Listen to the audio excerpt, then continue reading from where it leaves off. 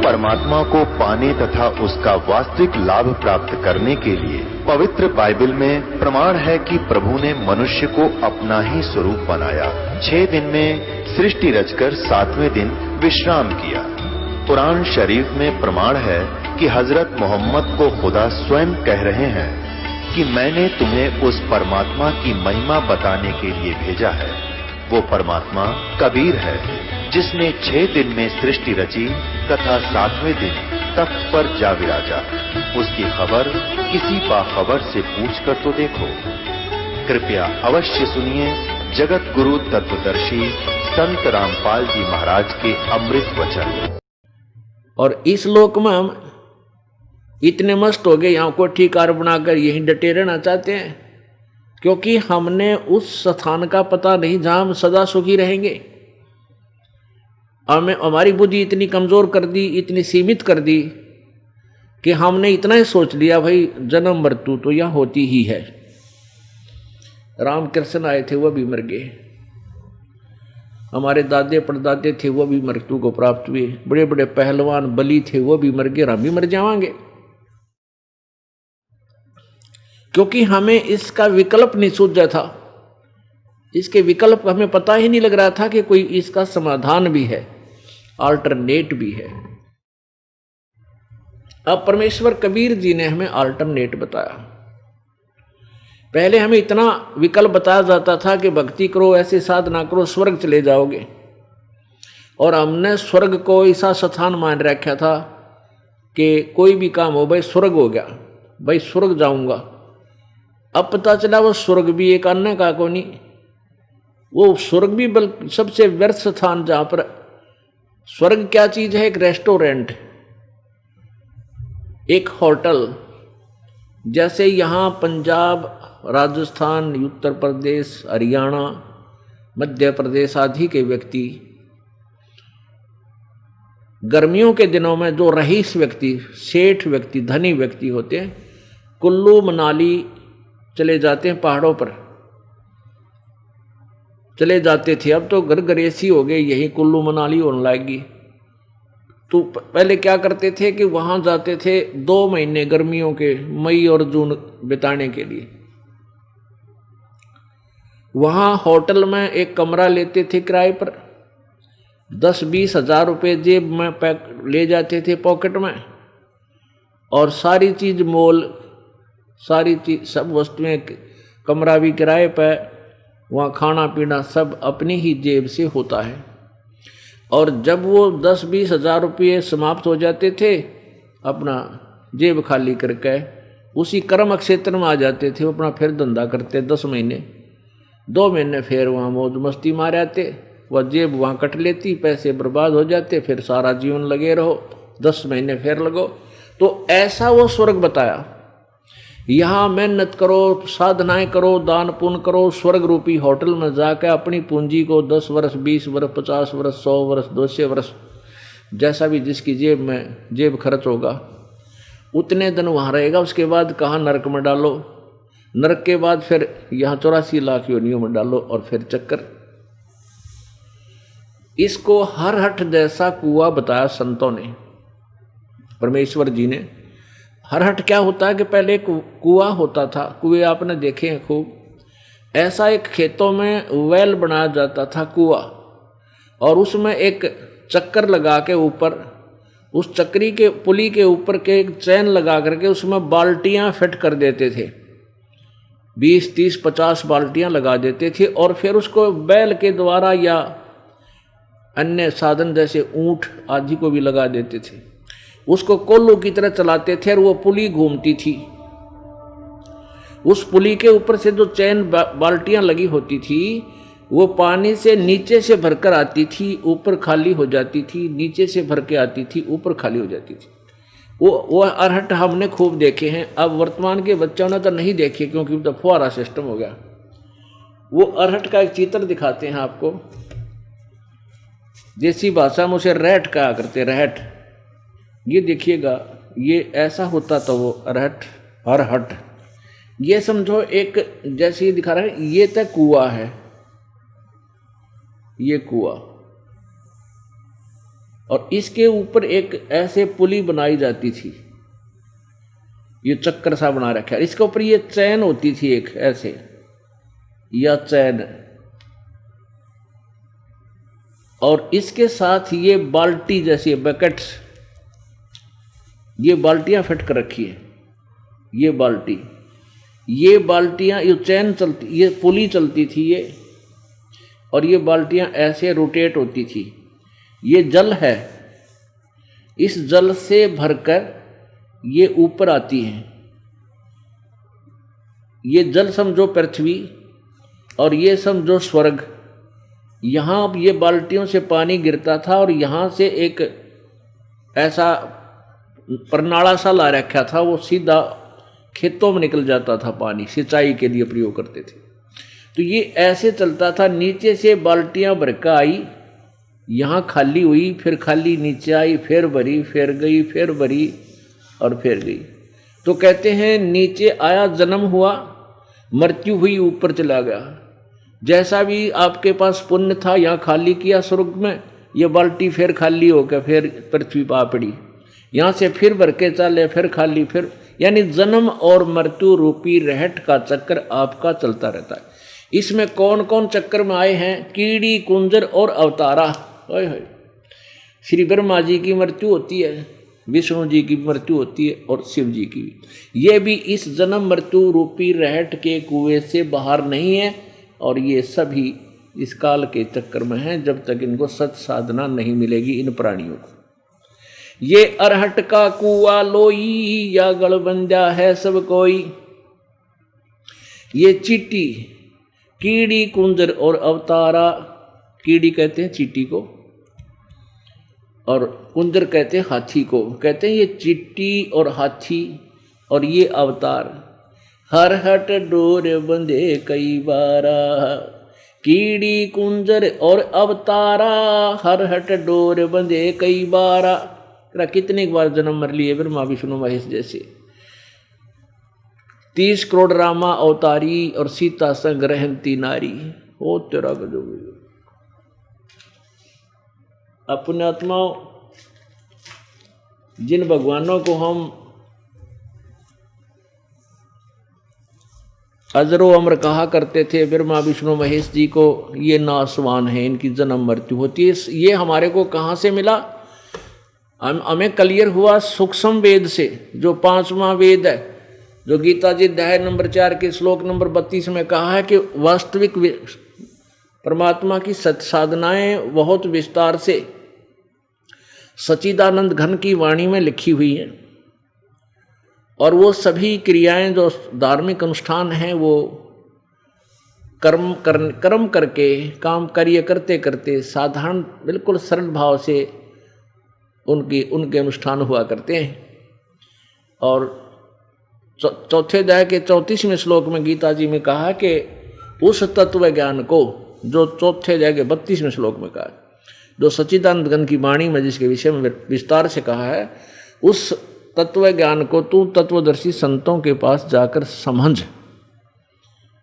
उनको दंडवत प्रणाम करने से, कपट छोड़कर सेवा करने से, नम्रतापूर्वक प्रश्न करने से वो तत्वदर्शी संत तुझे उस परमेश्वर के बारे में वो ज्ञान करावेंगे। तो उस सूक्ष्म वेद से हमें पता चला कि ब्रह्मा विष्णु महेश नासवान है। अब सूक्ष्म वेद कौन है? कबीर वाणी, कबीर परमेश्वर की वाणी, सच्चिदानंद घन की वाणी, जो परमेश्वर ने स्वयं आकर बताई।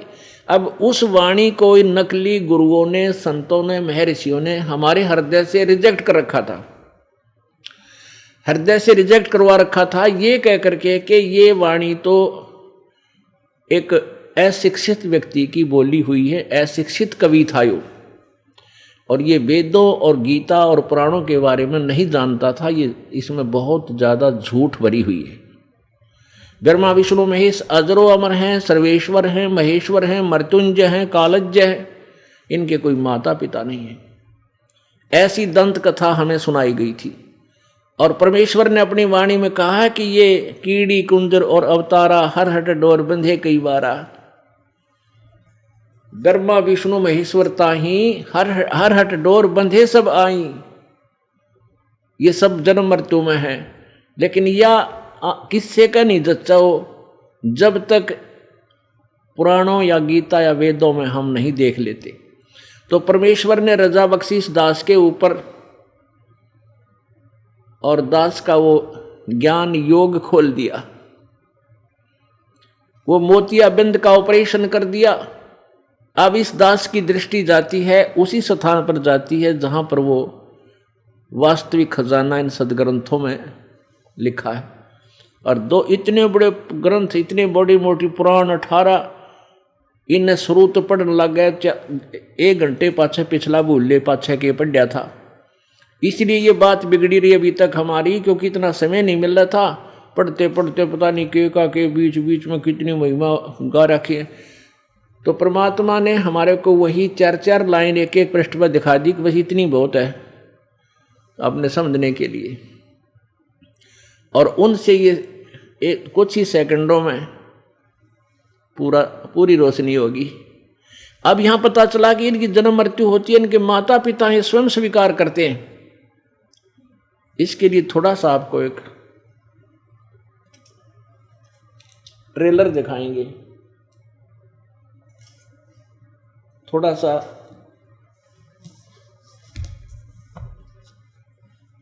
दिखाएंगे श्रीमद् देवी भागवत में, जिसमें ये स्वयं स्वीकार करते हैं ब्रह्मा विष्णु महेश कि हम नासवान हैं, अजरो अमर नहीं है।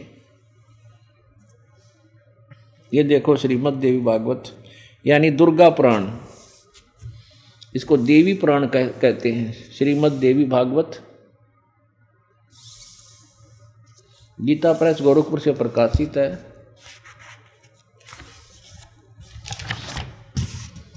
श्रीमद् देवी भागवत, संपादक है हनुमान प्रसाद पोदार चिमनलाल गोस्वामी। ये कहाँ से प्रकाशित है? प्रकाशक एवं मुद्रक हैं गीता प्रेस गोरखपुर, गोविंद भवन कार्यालय, कोलकाता का संस्थान। इसके 123 पृष्ठ पे ये देखिएगा, ये तीसरा स्कंद है और पृष्ठ 123 पे तीसरे स्कंद का ये 4 और 5 अध्याय है। इसमें स्वयं भगवान विष्णु जी स्वीकार करते हैं, दुर्गा को कहते हैं तुम शुद्ध स्वरूपा हो, यह संसार तुम इसे उद्भासित हो रहा है। मैं यानी विष्णु, ब्रह्मा और शंकर हम सभी तुम्हारी कृपा से विद्यमान हैं। हमारा आविर्भाव माने जन्म और तिरोभाव मीन मृत्यु हुआ करता है। हमारा तो जन्म और मृत्यु होता है, केवल तुम ही नित्य हो, जगत जननी हो, प्रकृति और सनातनी देवी हो। अब शंकर भगवान के बोल सुनो। शंकर भगवान बोले, देवी यदि महाभाग विष्णु तुम्ही से प्रकट हुए हैं तो उनके बाद उत्पन्न होने वाले ब्रह्मा भी तुम्हारे ही बालक हुए, फिर मैं तमोगुणी लीला करने वाला शंकर क्या तुम्हारी संतान नहीं हुआ? अर्थात मुझे भी उत्पन्न करने वाली तुम ही हो, सिवे संपूर्ण संसार की सृष्टि करने में तुम बड़ी चतुर हो। इस संसार की सारी सृष्टि, स्थिति और संहार में तुम्हारे गुण सदा समर्थ हैं। उन्हीं तीनों गुणों से उत्पन्न हम यानी ब्रह्मा विष्णु में शंकर नियमा अनुसार कार्य में तत्पर रहते। इससे 3 कंसेप्ट क्लियर हो गए। एक तो ये हो गया कि ब्रह्मा विष्णु महेश की जन्म मृत्यु होती है। दूसरा ये हुआ कि ये दुर्गा के पुत्र हैं। और तीसरा ये हो गया कि रजगुण ब्रह्मा है, सतगुण विष्णु, तमगुण शिव जी। और चौथा ये कंसेप्ट हो गया क्लियर के प्रकृति दुर्गा को प्रकृति भी कहते हैं, क्योंकि प्रकृति शब्द आपके गीता जी में काम आओगा। इसको याद रखना कि प्रकृति दुर्गा को कहते हैं, जो देवी है, अष्टंगी है, ब्रह्मा विष्णु महेश की ये माता है। और रजगुण ब्रह्मा है, सतगुण विष्णु, तमगुण शिव जी, ये भी आपके गीता जी में काम आओगा जब ये दास आपको गीता जी में ब्रह्मा विष्णु महेश की उत्पत्ति दुर्गा और ब्रह्म से सब सिद्ध करेगा। अध्याय नंबर 14 के गीता जी, श्रीमद् भगवत गीता जी अध्याय नंबर 14 के श्लोक 3, 4, 5 में बिल्कुल स्पष्ट है। पुण्यात्माओं, ये वो ज्ञान है, परमेश्वर ने स्वयं कहा था, और ज्ञान सब ज्ञानड़ी, ये कबीर ज्ञान सो ज्ञान, जैसे गोला तोब का अब करता चले मैदान। अब परमात्मा का जो ज्ञान है, ये कबीर साहिब का वास्तविक ज्ञान है, जो सच्चिदानंद घन की वाणी अर्थात ये तत्व ज्ञान, ये तोब का गोला है। और इन सभी कागजी किलों को जो अन्य संतों, ऋषियों, महर्षियों ने अपने अनुभव की जो पुस्तकें रूपी बना रखी किले, इनमें जीवों को घेर रखा है, इन सब को मैदान कर देगा, नष्ट कर देगा, समाप्त कर देगा। उन पुस्तकों को पढ़ने की आपको रुचि ही नहीं रहेगी। तो क्या कंसेप्ट क्लियर हुआ? परमात्मा ने क्या बताया? मन तू चल रे सुख के सागर, जहां शब्द सिंधु रत्नागर। अब देखो पुण्यात्मा, हमने बताए स्वर्ग स्वर्ग, चलो स्वर्ग में गए, वह स्वर्ग पहुंच गए पिताजी, बस स्वर्ग में जावांगे। हमने स्वर्ग को इतना फाइनल मान रखा था, इतना इंटरेस्ट था स्वर्ग जाने का, कि जन जन की जुबान पर स्वर्ग ही जो है ना जचा हुआ था। अब हमारी जुबान पर और हृदय अंतःकरण में एक ही स्थान सेट हो जाएगा, सतलोक, सुख सागर। तो फिर हम वहां चले जाएंगे जहां आशा ता वासा होई, और मन कर्म वचन सुमरियो सोई। मृत्यु तो एक दिन होगी बच्चा, इसमें तो कोई डाउट है को नहीं। चाहे हम डर लिया, चाहे कितना ही बचाव कर लिया, एक दिन मृत्यु तो होगी, चाहे 100 साल में हो, चाहे 80 वर्ष की आयु में हो, चाहे 60 की में हो। ये तो फाइनल है, आपने बेरा है। और जब ये पता है कि मृत्यु होगी, और मृत्यु होने के बाद हमने फिर कहाँ जाना है, इस ज्ञान, तत्व ज्ञान रूपी रोशनी में आपको इतना चांदना जरूर हो जाएगा, भैया तो बहुत बूढ़ा झंझट होया, तो कदे सूतम ना हो बात, कभी अंड नहीं इसका कि मर गए स्वर्ग चले गए, चलो बढ़िया पुण्य कर दिए, स्वर्ग में पुण्य समाप्त हुए, ऐसे बाई फोर्स निकाल दिए जाओगे जैसे यहाँ से खत्म कर दिया जाता है। और इस मिट्टी का कोई फूको चाहे गाडो कितना रखो, वो जीव चला गया। ऐसे ही स्वर्ग में देवता रूप जो मिलता है इनको स्वरूप, जब वो समाप्त हो जाएगा समय, वहाँ ऐसी मृत्यु हो जाएगी, पड़ा रहेगा देवता का शरीर, जीव चल पड़ेगा वहाँ से। फिर नरक में जाएगा, वहाँ नरक भोगेगा, उसके बाद फिर यहाँ पर आ जाएगा, यहाँ के फिर पशु पक्षी ना जाने कितनी गंदी योनियां भोगेगा। फिर कभी मनुष्य जन्म मिला तो फिर ये प्रोसीजर फिर शुरू जो आज हम कर रहे हैं।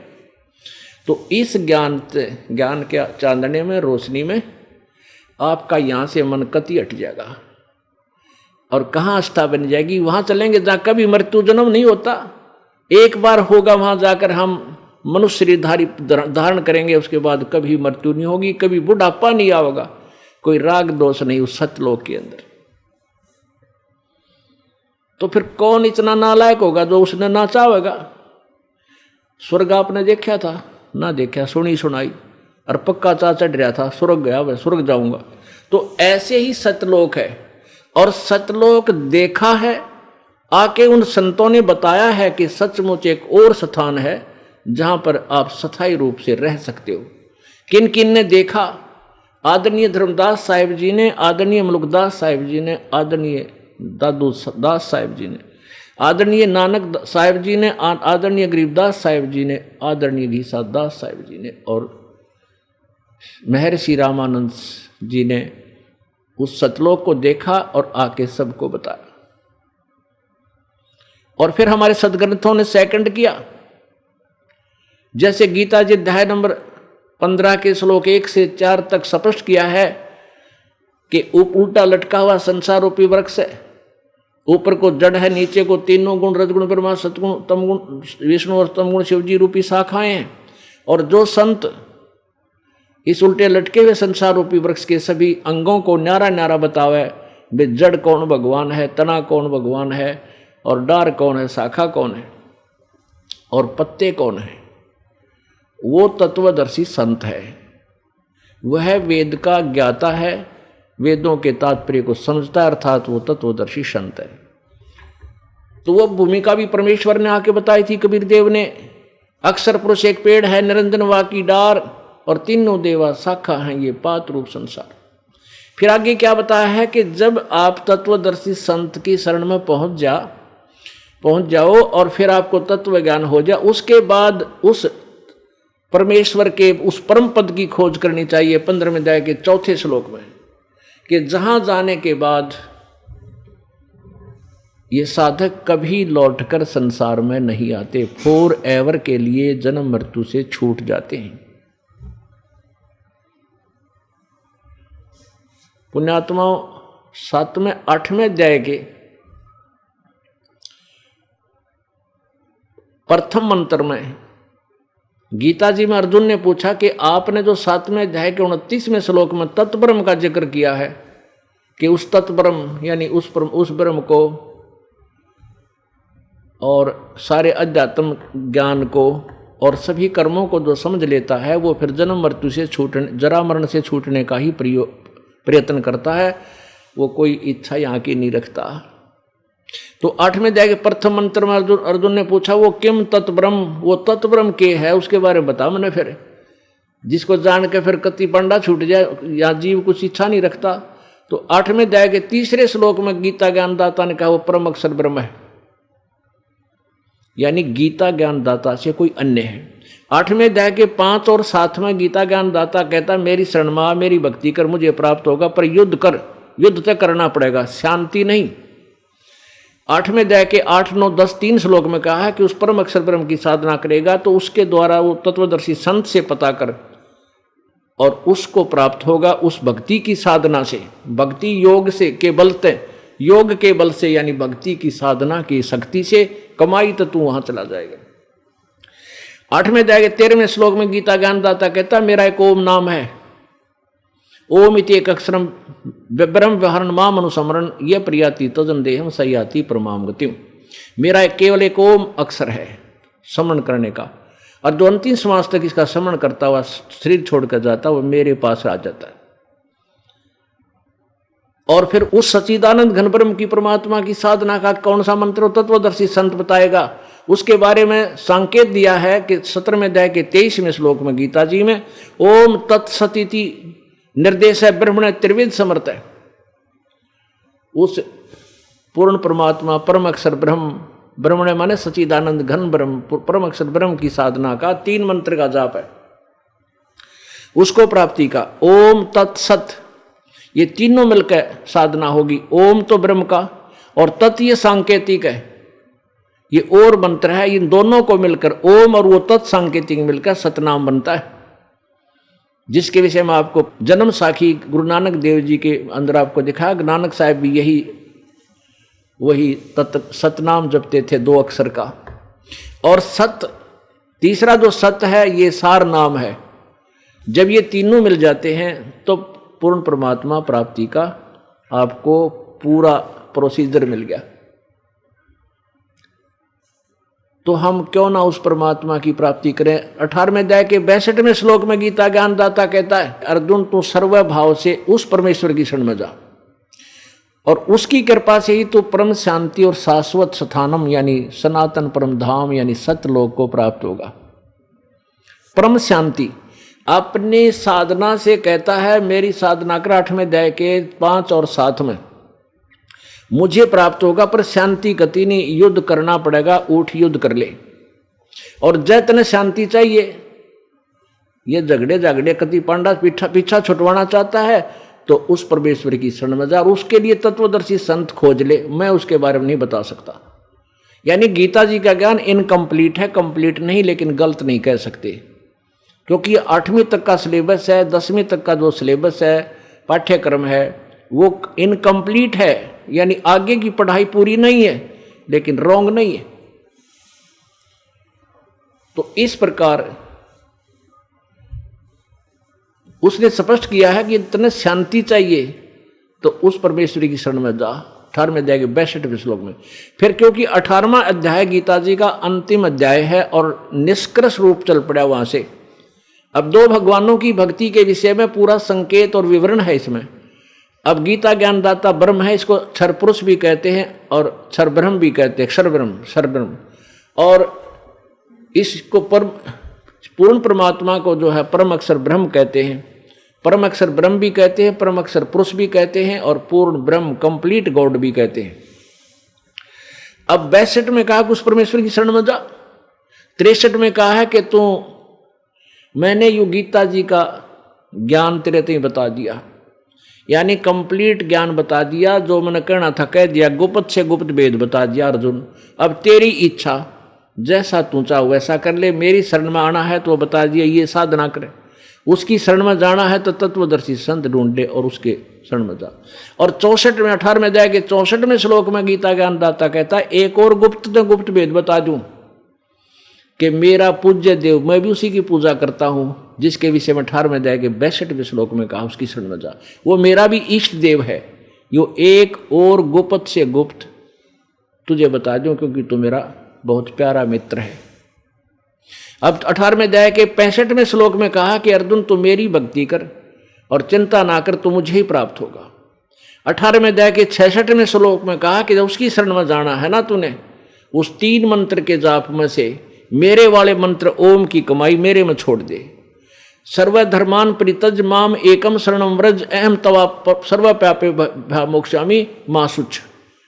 अगर तूने उस परमेश्वर की शरण में जाना है तो उसका 3 मंत्र का जाप है, ओम तत् सत, ओम अक्षर ब्रह्म का और तत् अक्षर ब्रह्म का और सत परम अक्षर ब्रह्म का।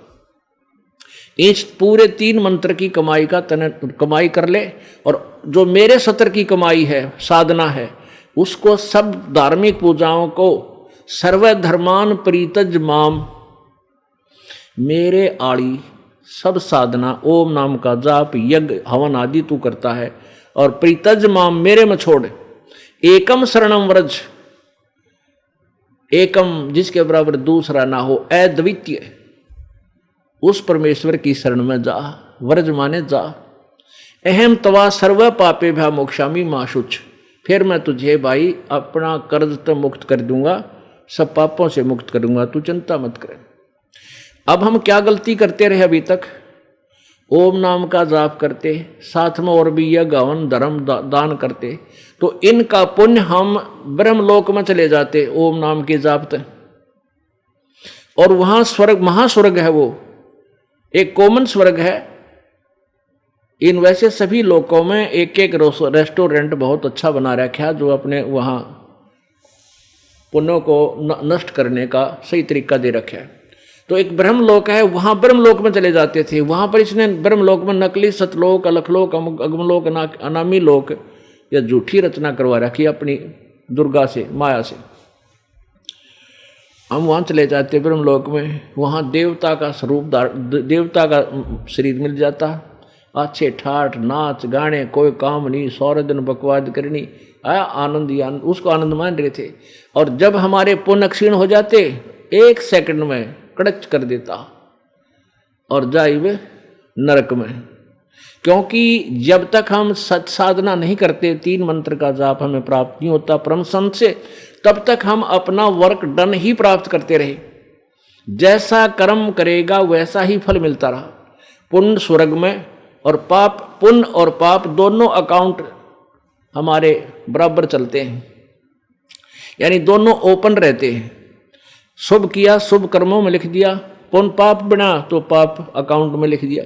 तो पुण्य भी भोगने पड़ते हैं और पाप भी भोगने पड़ते हैं। स्वर्ग में जाना, फिर नरक में, फिर 84 लाख योनियों के इस नाना प्रकार के प्राणियों में। ये यहाँ का हार्ड एंड फास्ट रूल है।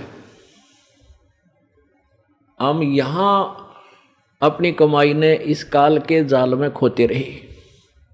अब हम क्या करेंगे? सतलोक चलेंगे। जब हम त्रिकुटी पर पहुंचेंगे, वहां पर परमेश्वर इस दास के रूप में आपको मिलेगा।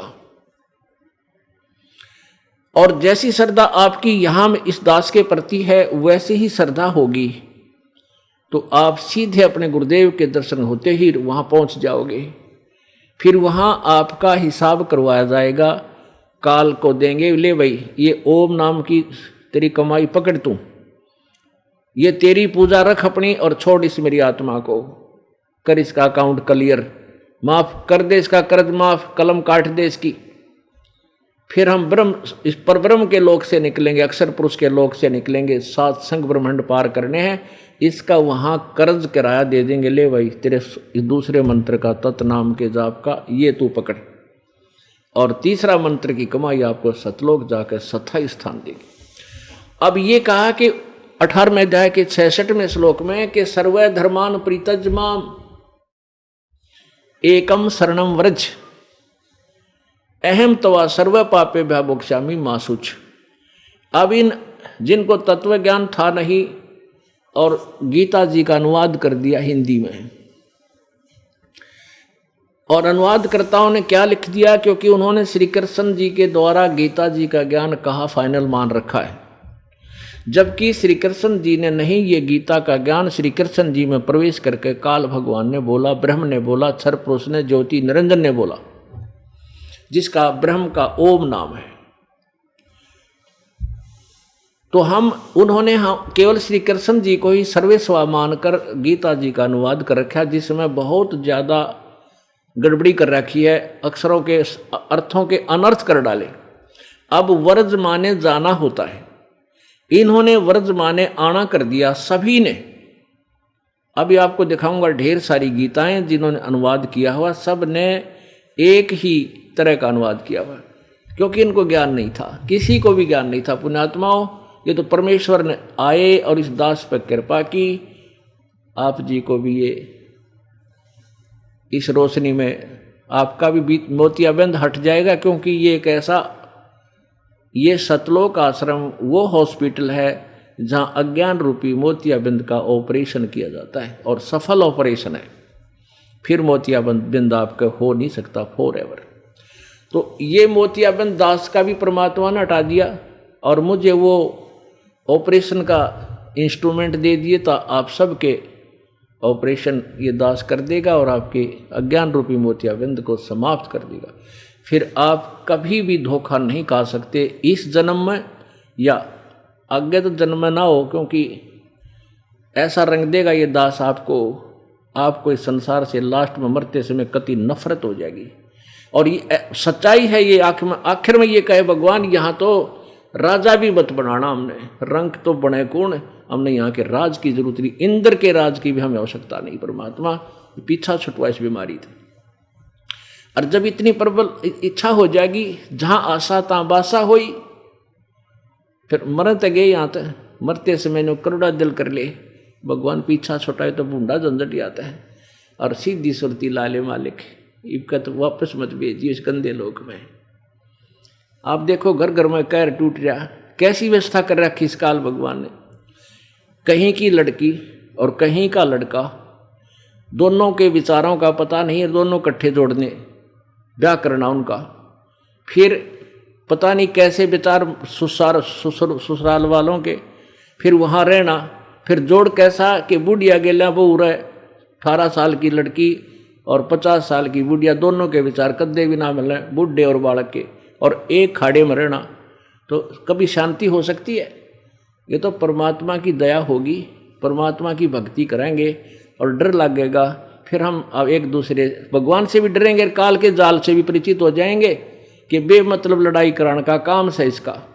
फिर हम अपने मन को समझाने लग जाएंगे, लड़ाई कम हो जाएगी, शांति बनने लग जाएगी, और फिर भक्ति करके यहाँ से पीछा छुटवा लेंगे। इसने तो हमें प्रताड़ित करने से मतलब है, किसी तरह हो, सब तरीके अपना रखे इसने।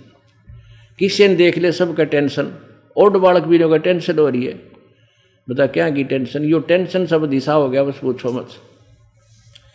तो अब ये भक्ति योग आ गया, और इसमें काल ने भी अपनी पूरी जो है ना पावर ला रखी है कि सबको इतनी गिगी बांध रखी है, इतने बड़े बड़ी कोठियां बनाऊं, इतनी कार खरीदूं, नो कर लूं, फिर पता नहीं कितने तरह से इसने इसकी इच्छाएं बढ़ा दी। अब इन इच्छाओं को लेस करना है, खत्म करना है। अब आपको दिखाते हैं कि सर्व धर्मान प्रीतज माम एकम शरणम व्रज। व्रज माने जाना हो है, इन अनाड़ियां कर रखे आना गीता अनुवाद करताओं ने। अपने आत्माओं इस दास के साथ यही झगड़ा हो रहा है। मैं कहूँ साची और ये लोग ठाव लाठी।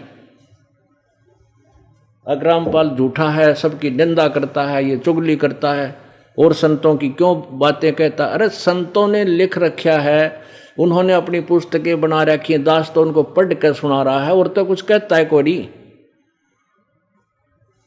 अब ये कुछ दिनों में सबकी बोलती बंद हो जाएगी क्योंकि जनता जाग जाएगी और ये भगत ही उनको आप पर समझाने लग जाएंगे कि नहीं, हमारे गुरुदेव निंदा तो जानते ही नहीं, सत्य ही सत्य कहते हैं। एक हंसी मजाक करते थे, नो क्या करते रहे, क्यों झूठ बोला है, तो नो क्या करता, मेरी साची है ना खत्म होती, झूठ का तो नंबर है ना आता, मैं साची इतनी बोलूं तो हमारी सत्य ही समाप्त नहीं होती। झूठ से जब बोलेंगे, निंदा जब करेंगे ना, हम सत्य खत्म होती हूँ। अब दिखाएंगे आपको श्रीमद् भगवत गीता, ये देखिएगा श्रीमद् भगवत गीता, इसके अनुवादक हैं जय दयाल गोविंद का और ये कहाँ से प्रकाशित है, गीता प्रेस गोरखपुर से। यहाँ से देखिए, प्रकाशक एवं मुद्रक हैं गीता प्रेस गोरखपुर, गोविंद भवन कार्यालय कोलकाता का संस्थान। और इसके 18वें अध्याय के 66 में ये देखिए, अध्याय नंबर 18 का और श्लोक नंबर 66, ये 66। इसमें क्या कहा है, सर्वधर्मान प्रीतज माम एकम शरणम वर्ज। ये वर्ज शब्द है, वर्ज। अहम तवा सर्व पापेभ्यः मोक्षामि मासुच। गीता ज्ञानदाता कहता है, सर्वधर्मान प्रीतज माम, मेरे सतर की सभी धार्मिक पूजाओं को मुझ में छोड़कर एकम शरणम व्रज, उस एकम अद्वितीय सर्वशक्तिमान परमेश्वर की शरण में व्रज माने जा। अहम तवा, मैं तुझे सर्व पापे भय, सब पापों से मोक्षश्यामी, मोक्ष कर दूंगा। माँ सुच, तू चिंता मत कर। अब इनके द्वारा अनुवाद देखिए न अनाड़ियों का। संपूर्ण धर्मों के अर्थात संपूर्ण कर्तव्य कर्मों को, संपूर्ण धर्मों को अर्थात संपूर्ण कर्तव्य कर्मों को मुझ में त्याग कर तू केवल एक, मुझ, मां माने मुझ, सर्वशक्तिमान सर्वाधार परमेश्वर की शरण में व्रज माने आ जा।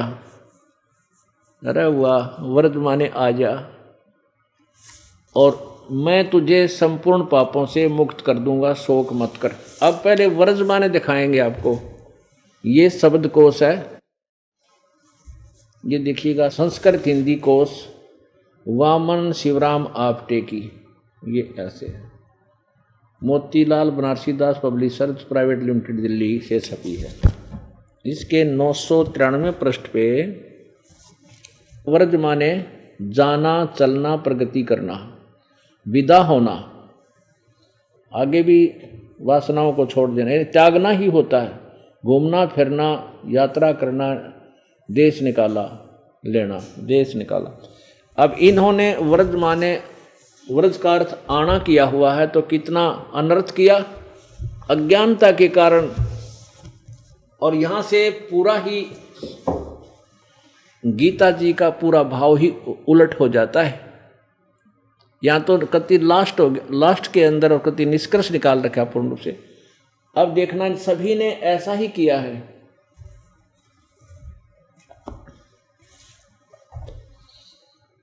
ये देखिएगा, श्री आसाराम जी द्वारा अनुवादित श्रीमद् भगवत गीता,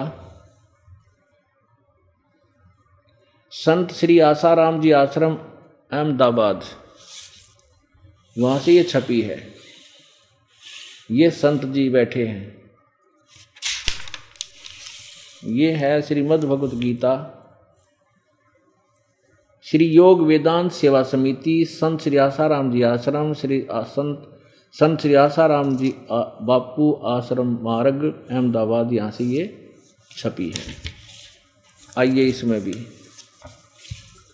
आसाराम जी के बोल सुनाते हैं आपको। ये है 18वां अध्याय और ये 66वां श्लोक। संपूर्ण ये वही है, सर्वधर्मान परित्यज माम एकम शरणम वर्ज। संपूर्ण धर्मों को अर्थात संपूर्ण कर्तव्य कर्मों को मुझ में त्याग कर तू केवल मुझ सर्वशक्तिमान सर्वाधार परमेश्वर की शरण में आ जा। आ गया ओढ़ इस संत शिरोमणि के ज्ञान का। अब देखो, अब श्री सुधांशु जी द्वारा अनुवादित आपको दिखाते हैं। और इन्होंने अनुवाद करण का कमाल कर रखा है। एक गीता जी के अनुवाद के 3 पार्ट बना रखे और इसमें के अड़ंगा भर रखा ही बात दिखा दूंगा आपको।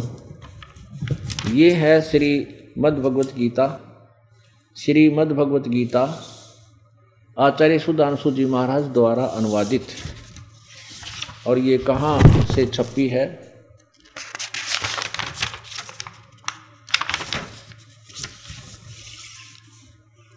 प्रकाशक विश्व जागृति प्रकाशन, ओंकारेश्वर मंदिर, महादेव मंदिर, जी ब्लॉक, मानसरोवर गार्डन, नई दिल्ली से ये इसके पब्लिशर्स हैं।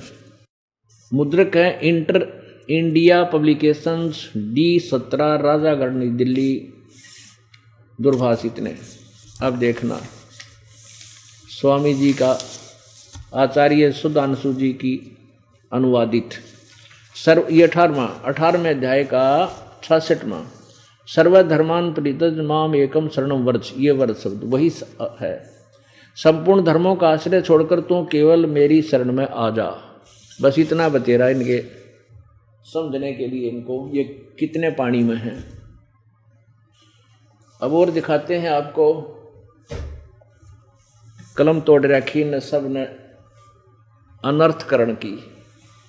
अब देखिएगा, ये जो हंसा देश वाले हैं, इनके द्वारा अनुवादित, श्री सतपाल जी महाराज के द्वारा अनुवादित, उनके आश्रम से प्रकाशित, यानी उनको मान्य है ये गीता, जिसका अनुवाद इन्होंने किया हुआ। देखिएगा, श्रीमद् भगवत गीता।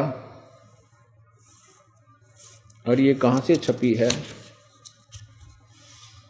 श्रीमद् भगवत गीता जय गुरुवम वंदे विष्णु श्री कृष्ण वंदे जगत गुरु। ब्रह्मलील महात्मा सत्यानंद मास्टर सर्वाज्ञान आनंद, हंसादेश आदि संपादक हंसादेश, प्रकाशक मानव उत्थान सेवा समिति 2/12 पंजाबी विभाग नई दिल्ली से। मुद्रक है राजेश्वरी फोटो स्टेट्स नई दिल्ली 26। अब इनके भी पहुंचते हैं।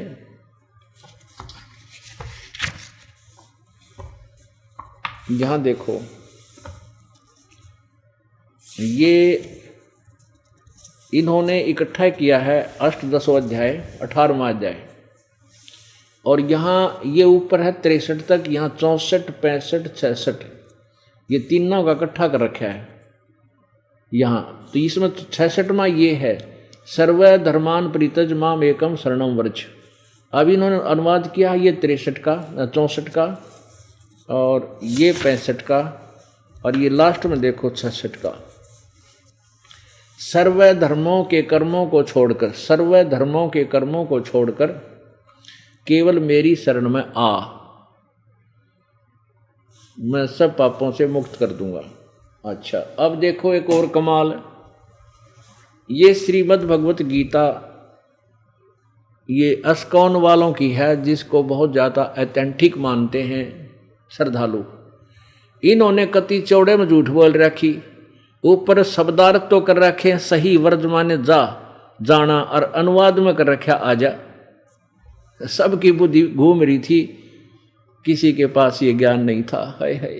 अब देखना, ये श्रीमद् भगवत गीता यथारूप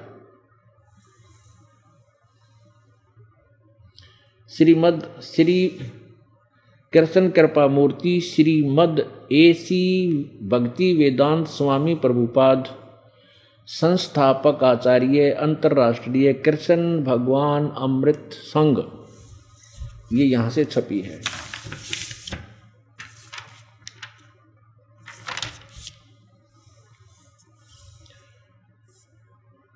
संपूर्ण अखंड संस्करण किसके द्वारा अनुवादित है? कृष्ण कृपा मूर्ति श्रीमद एसी भक्ति वेदांत स्वामी प्रभुपाद, ये वही संस्थापक आचार्य अंतर्राष्ट्रीय Krishna Amrit Sangh, Bhaktivedanta book trust, Los Angeles, London, Stockholm, Sydney, Hong Kong, Mumbai, यहाँ से ये प्रकाशित, यानी पूरे विश्व में छा रखा है। अब यहाँ दिखाते हैं आपको, इन्होंने कति कमाल कर रखा है। ये श्री कृष्ण कृपा मूर्ति कौन है? ये प्रभुपाद,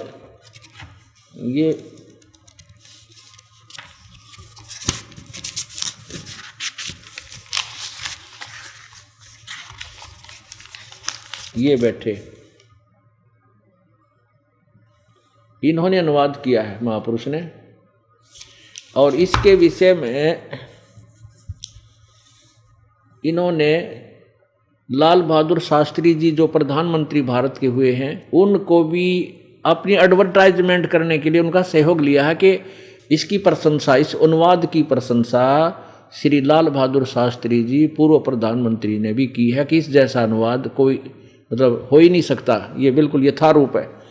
अब प्रधानमंत्री तो क्या है, ये इनकी लाइन अलग है, ये तो राजनेता होते हैं, राजनीतिज होते हैं, ये धर्म नीति के जानकार नहीं होते, या पढ़ाई न्यारी है। अब MBBS डॉक्टर की पढ़ाई ने इंजीनियर के जाना है, वो तो डॉक्टर की जो टेबलेट्स को डॉक्टर ही रॉन्ग और राइट कह सकता है। अब डॉक्टर की गोलियां का प्रशंसा करवावा हम किसी इंजीनियर तक, कोई बात हो या? तो ये इन्होंने इनका भी सहयोग ले रखा है ताकि दुनिया बड़ी आकर्षित हो। भाई ऐसे महापुरुष ने भी इसकी प्रशंसा कर रखी है। कृष्ण कृपा मूर्ति श्रीमद एसी भक्ति वेदांत स्वामी प्रभुपाद मूल्यवान कार्य कर रहे हैं और उनकी पुस्तकें मानव जाति के उद्धार के लिए महत्वपूर्ण योगदान, पुस्तकों के उद्धार के लिए महत्वपूर्ण योगदान है। स्वर्गीय लाल बहादुर शास्त्री भूतपूर्व प्रधानमंत्री भारत। अब देखो ये 18वां अध्याय चल रहा है, यहाँ देखो और तेरेगी कमाल कर रखा है। ये है अध्याय 18 और श्लोक 66। यहाँ देखिए, यहाँ से शुरू होता है श्लोक 66। सर्वधर्मान परित्यज माम एकम शरणम व्रज अहम तवा सर्व पापे भयमोक्षामि मा शुच। इसका अनुवाद किया है यहाँ पर। पहले उन्होंने शब्दार्थ लिखे करे हैं, कितनी मेहनत की है, क्या किया है। सर्वधर्मान माने समस्त प्रकार के धर्म, परित्यज माने त्याग कर, माम माने मेरी, एकम मात्र, एकम माने एकमात्र, शरणम माने शरण में, वर्ज माने जाओ। अनुवाद बिल्कुल सही कर रखा है। वर्ज माने जाओ, मेरी शरण में जाओ। बता, शरण में तो खड़ा है ना, है जाओ किसकी में। अच्छा यहाँ देखो, समस्त प्रकार, इस अनुवाद किया है समस्त प्रकार के धर्मों का परित्याग करो और मेरी शरण में आओ, या जाओ कित गई फिर इनकी। इस अर्थ का क्या, इस शब्द का अर्थ तो जाओ ठीक रख रखा, और नीचे नो के आओ, सबकी बुद्धि घूमेगी। यानी अपने ज्ञान को भी अज्ञान मान लिया। अनुवाद करता विद्वान पुरुष था, शब्दों के अर्थ जानता था, लेकिन आध्यात्मिक ज्ञान से अपरिचित था, तो वो तो ऐसे अनर्थ करेगा जिसको, अब जैसे रामायण की चौपाइयों का, और कोई अंग्रेज हिंदी सीख ले, कति मास्टर बन जाए, और उसने उस रामायण की कहानी का पता ना हो, उस कथा का, तो क्या अनुवाद करेगा? ऐसे करेगा, वर जाने का अर्थ आना ही करेगा। तेरा गजब है। अब और दिखाते हैं आपको, एक बहुत बड़े सुप्रसिद्ध संत कहलाते थे। अब पुण्यात्माओं, परमात्मा की भक्ति करना कोई कठिन काम नहीं है, कति सिंपलेस्ट, सबसे आसान काम परमात्मा की भक्ति है इस पृथ्वी पर। अगर कोई काम है तो एक, आप रोटी बनाती हैं बहन बेटियां, खाना दोनों टाइम और 3-3 टाइम चाह बनावा न्यारी, और कितना प्रयत्न 36 आइटम इकट्ठे करने पड़ते हैं कि तो तवा, परात, चमटा, पलटा, लकड़ी, चूल्हा, गैस सिलेंडर, कितना डेगची, कितना चमची है, फिर मंजर, धोवर, पोवर, फिर खावे। और परमात्मा के नाम में कुछ भी कोई ना, नाम उठत नाम बैठत नाम सोवत जागवे, नाम खाते नाम पीते नाम सेती लागवे। काम तो फुर्सत मिली जब बस सुमन शुरू कर दे। बस में बैठे सफर करते जा रहे हो, अपना सुमन करा, किसी बातें ना करे। अरे सुमन से भक्ति होगी, सुमन से मोक्ष होगा। इस तो आसान तक काम में को ना किता चिमटा लेना, ना पलटा लेना, ना किता आटा गूंदना, इतना आसान। लेकिन ये क्लियर हो जा कि हम जो कर रहे ये सत्य है, फिर उसका फल मिलेगा। इस क्लियर करने के लिए आपको यहाँ बार बार बुलाया जाता है ना। हमने आप के दार कटवानी है वैसे की अपना, आपके आने से पहले आड़े पूरा व्यवस्था करते हैं बच्चे, क्योंकि ये समझदार हो गए कि बच्चे आओगे परमात्मा की प्यारी आत्माएं दुखी संसार से दुखी होकर के, और यहाँ नीचे मैट बिछावें, गद्दे बिछावें भाई हैं, खाने का प्रबंध अपने परमात्मा की आत्माओं के लिए करते हैं, और बिठा के अमृत बरसावा। ये तो जैसे माँ दूध प्या करे ना बालक ने, राजी रूजी बोल कर लो पी लो पी लो, और फिर उसको वो डट्या ना करे जल्दी से। बच्चे ने दूध पियाओ ना, मुश्किल से प्या करें, पींदा फिर भाग ले खुला कर, पौड़ बड़का खेलेगा कि तो कूदेगा नाचेगा हैं, फिर भूखा होते फिर घर का नहीं आवे, फिर माँ उसको दूध पिला देती है। तो ऐसे ही आप यहाँ आते हो, आते जाने की चिंता हो जाती है, जल्दी जाना है, पर हम आपको वो अमृत पिला देते हैं आत्मा को कि इससे तुम तगड़े हो जाओगे। फिर जाओ कोई ना खेल आओ, फिर भूखे आओ उकर आओगे, आंधे फिर दूध पिला देंगे। यानी इस तरह आपको मैच्योर कर देंगे और आप परमात्मा प्राप्ति करोगे। अब आपको दिखाते हैं एक सुप्रसिद्ध बहुत तगड़े संत श्री राम सुखदास जी, जो गीता प्रेस गोरखपुर के संस्थापक भी सुने जाते हैं। अब देखियो, ये है श्रीमद् भगवत गीता साधक संजीवनी परिशिष्ट सहित हिंदी टीका। ये गीता प्रेस गोरखपुर से प्रकाशित है।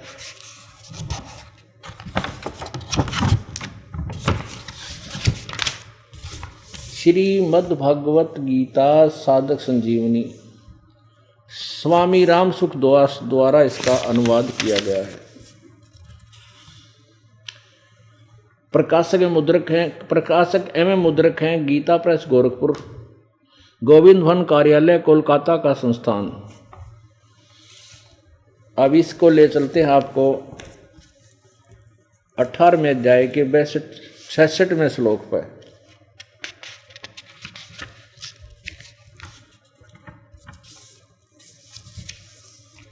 ये देखो,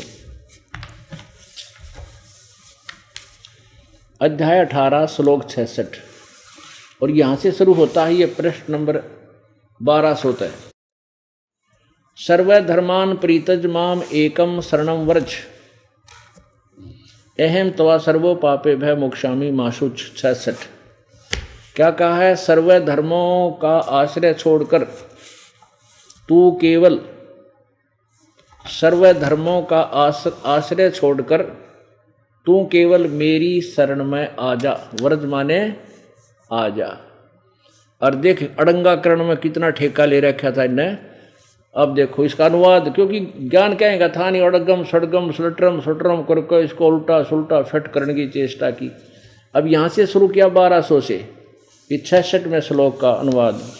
तो 66वां श्लोक 1201, 1202, 18वें का 66वां चल रहा है, 3, 5, और देखो ये 66वां चल रहा है। इस अड़ंगे को, अपने अज्ञान को जनता में फिट सिद्ध करने के लिए कहाँ से शुरू किया?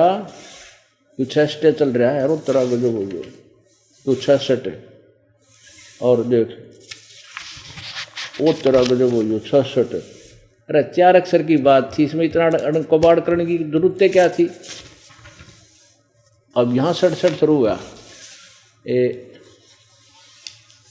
67 की तय यहाँ से शुरू हुआ है। इसमें यहाँ तक यो 66, यानी वो तरह के 19 पृष्ठ और इतने बड़े उसके छोटे छोटे अक्षरों में देखो कितना बड़ी शेरा। और ये 19 पृष्ठ इसको सिद्ध करने के लिए अपने अज्ञान को आजा को जाने को आजा बढ़ाने के लिए 19 पृष्ठ की बकवाद गढ़ दी। अब पढ़ने अक्षर मार लो के समझे। इसका 2 अक्षर की बात है, इसमें तीसरी बात है कोई नहीं। इसमें इतना हरिदास ने ये अनुवाद किया है गहरी नजर गीता में।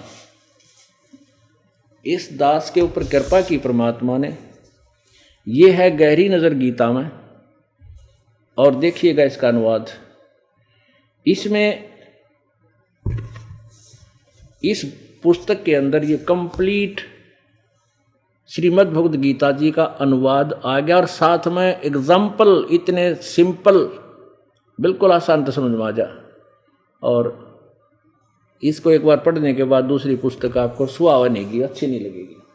अब एक कंसेप्ट क्लियर हो गया कि जिन्होंने गीता जी का अनुवाद कर रखा था ये कति अनाड़ी थे, अज्ञानी थे। सारी गीता का भाव बदल कर दे दिया। अपने आत्माओं, भोली भाली आत्माओं ने हिंदी पढ़ा, संस्कृत तक सोचने की किसकी जो ना बुद्धि जावत ही, किसी ने कोशिश भी नहीं की। और कोशिश करे तो समझ में आवा नहीं, क्योंकि सब ने एक जैसा अनुवाद कर रखा। फिर सबका फाइनल मान लिया वे सभी ने ऐसा ही अनुवाद किया, ये सही ही होगा। अब ये दास के बताना चाहा था आपको, मन तू चल रे सुख के सागर, जहाँ शब्द सिंधु रत्नागर। मन तू चल रे सुख के सागर, जहाँ शब्द सिंधु रत्नागर। भाई कोट जन्म तन भर मत होगे, कुछ ना हाथ लग्या रे। कोटि जन्म तो है भर मत होगे, कुछ ना हाथ लग्या रे। कुकर सुकर खर बया बोरे, तू कौवा हंस बुगारे। मन तू चल रे सुख के सागर, जहाँ शब्द सिंधु रत्नागर। अब वो कौन सा है सुख का सागर? क्या परिभाषा है, डेफिनेशन है उस सुख सागर की? भाई शंखों लहरे मेहर की उपजे, कहर नहीं जा कोई। शंखों लहरे मेहर की उपजे, कहर नहीं जा कोई। दास गरीब अचल अविनाशी, सुख का सागर सोई। मन तू चल रे सुख के सागर, जहाँ शब्द सिंधु रत्नागर।